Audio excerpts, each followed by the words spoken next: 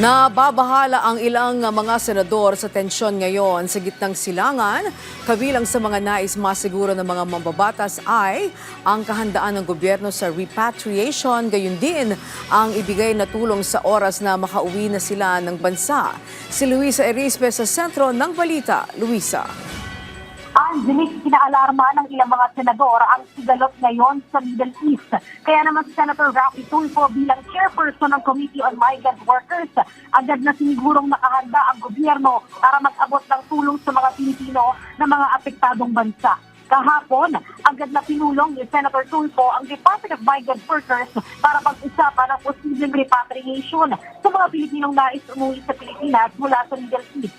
Ayon Senador, napag-usapan na nakahanda ang pamahalaan at kahit ang mga aircraft at barko ng Philippine Army naka-standby para sa mga repatriation. Narito ang pahayag ni Senator Raffy Tulfo.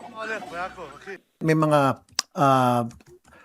airspace na open pa rin na pwede naman puntahan para sa evacuation natin mga OFWs.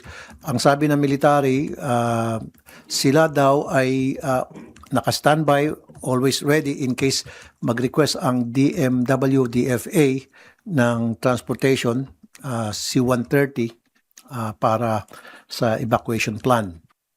Tiniyak rin naman ng senador na may naghihintay na ayuda sa mga Pilipinong uuwi sa bansa para naman sa nag-iisang nasawi na OFW na si Mary Ann De Vera na nasa Tel Aviv. Nakipag-ugnayan na rin ang opisina ni Tulfo para mag-abot ng tulong. My office have already contacted the relatives of Miss Mary Ann para magbigay ko anumang tulong nararapat.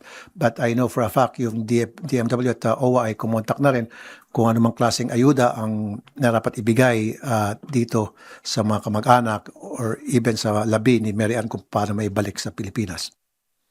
Pero hindi lang naman sa mga OFW nakatutok si Senator Tulfo. Posible din daw ang epekto nito sa presyo ng krudo sa bansa ang gulo sa Middle East. Kaya pag-aaralan ang pagbibigay ng subsidiya sa mga tsuter, magsasaka at mangingisda, gayon din sa middle class. Concerned din ako yung pagtaas ng langis. Pag tumaas yan, maapektuhan yung transport group natin. So dapat nakaready yung ating gobyerno pagdating sa subsidy or subsidy sa ating mga fisher folks, sa ating mga transport group, sa mga tricycle driver, jeepney driver, maapektuhan yan, pati mga farmers natin. Si Senator Kiko Panghilina naman, kaparehas din ng suhestyon ni Senator Tulfo. Dapat anyang magkaroon ng fuel subsidy. Pero naniniwala siyang dapat ding agarang ipatupad muna ang pansamantalang pagsusinde ng excise tax sa diesel at kerosene. Senator Sherwin Gatchalian ang mapisiguro ay may pondo sa ilalim ng 2026 budget para sa action fund ng DMW na nakalaan sa assistance sa mga OFW para sa ganitong sitwasyon. Katunayan, mula sa 1.2 billion, itinaas pa sa 2 billion ang action fund na malaking tulong para sa posibleng repatriation ng mga Pilipino, hindi lang sa Iran, kundi sa iba pang bansa sa Middle East. Pero para sa usapin naman sa EDSA sites, naniniwala si Gatchalian maaaring silipin muli ang pagkakaroon nito sa Pilipinas. Dahil importante umanong hindi madamay sa mga ganitong sigalot ang Pilipinas, lalo't unti-unti nang umuunlad ang bansa.